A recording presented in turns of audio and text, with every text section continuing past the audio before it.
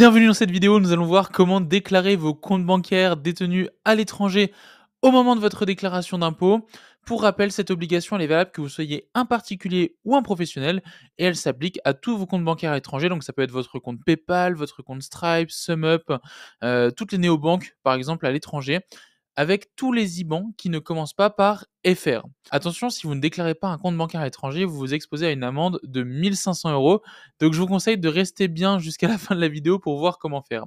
La première étape, elle consiste à se connecter sur son compte particulier des impôts et ensuite de cliquer sur le bouton accéder à la déclaration en ligne. On arrive ensuite dans le formulaire de déclaration de revenus et vous allez pouvoir cliquer sur le bouton suivant jusqu'à arriver à l'onglet traitement et salaire. Et du coup, une fois qu'on est arrivé à cette étape, vous pouvez cliquer ici dans l'onglet divers, sur la petite case compte à l'étranger. Voilà, c'est cet onglet qui va nous permettre, d'accéder à l'annexe. Donc on clique ici. Ensuite, on clique sur cette annexe là, la numéro 3916 bis. Donc on clique là et ça va nous ajouter une annexe qu'on va pouvoir, prendre pour rentrer ses comptes bancaires. Donc je clique sur valider. Et là, du coup, vous pouvez aller sur suivant et on se retrouve à l'étape où on peut remplir cette annexe.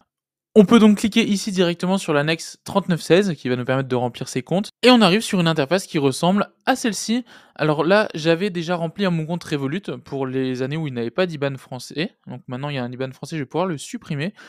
En revanche, on veut ajouter un nouveau compte, par exemple. Donc là, vous allez mettre le nombre de comptes bancaires que vous avez à déclarer qui commence donc par un autre IBAN que FR ou votre compte PayPal qui n'a pas forcément d'IBAN, mais je vous conseille quand même de le déclarer. Donc ici, je vais mettre 1, par exemple. On va faire suivant. Vous allez voir, je vais devoir vérifier mes informations. Donc là, on me demande de vérifier les informations de mon compte bancaire Revolut. Vous voyez, je l'avais ouvert quand même en 2018. Et là, quelque chose qui va être assez intéressant. Donc au tout début, vous mettez compte bancaire. Voilà, donc là, c'est un compte bancaire et là, vous pouvez mettre titulaire en propre du compte bancaire, donc parce que vous le détenez, à votre nom et là, moi, par exemple, c'est un usage personnel exclusivement.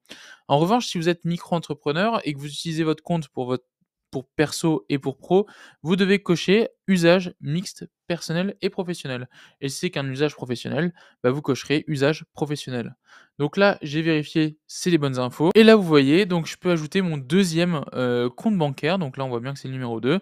Je fais compte bancaire, hop, suivant et là, je peux de nouveau rentrer le numéro de compte. Donc là, ça va être un numéro de compte que vous allez pouvoir récupérer sur vos paramètres de votre compte bancaire. Ensuite, on met compte courant, par exemple. Vous pouvez mettre un compte d'épargne si vous avez un compte épargne à l'étranger.